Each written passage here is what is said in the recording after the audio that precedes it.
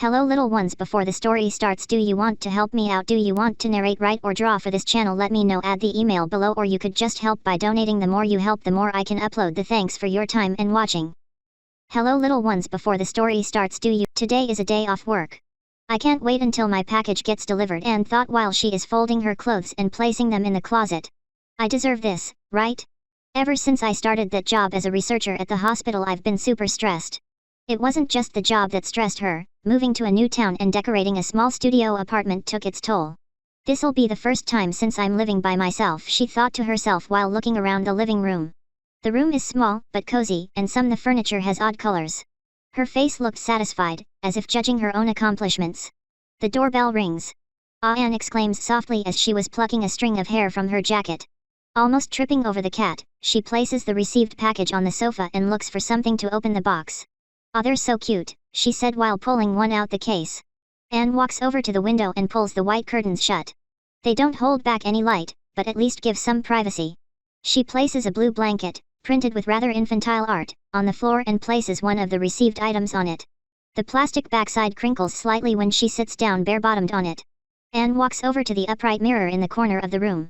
"Ah, the new crinkles look super cute," she said while gliding both her hands over her thighs onto the nappy and along her belly.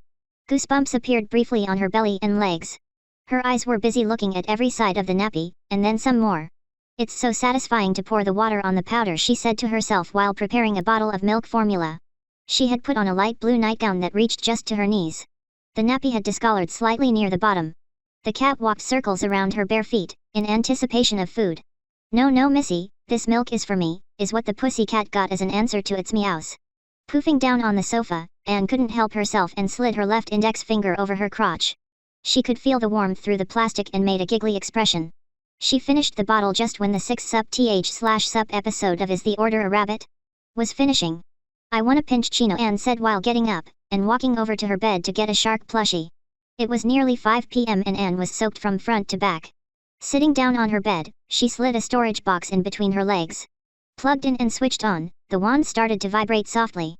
Laying down and pushing the head against her crotch, she let out a soft moan while sucking on a dummy. A fan-made remix of a Tuhow song was playing in the background. Anne got on her back and pushed the head on harder.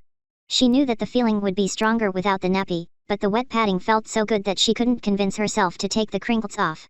The room was being filled with moans and pleasure. She touched her right breast and felt that her nipples were super hard. The dummy fell out of her mouth. It felt like her crotch was exploding. She yelled, squirted, and peed. She got on her side, onto her belly, and laid face down with the vibrator's head pushing hard against the front of her wet nappy. She came a second time and pushed the magic wand out the bed. The sound of her neighbors closing their front door woke her up. She twisted and turned to get her phone. "Oh, it's already 7 p.m. I better change back to big girl clothes." "Ah well, fun is best when it has an ending," she said while walking to the bathroom. She turned the hot water top on, and carefully removed the tapes to see the damage. //end. Today is a day off work. I can't wait until my package gets delivered, Anne thought while she is folding her clothes and placing them in the closet. I deserve this, right? Ever since I started that job as a researcher at the hospital, I've been super stressed.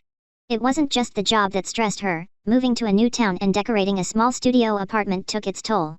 This'll be the first time since I'm living by myself, she thought to herself while looking around the living room. The room is small, but cozy, and the furniture has odd colors. Her face looked satisfied, as if judging her own accomplishments. The doorbell rings. Anne exclaims softly as she was plucking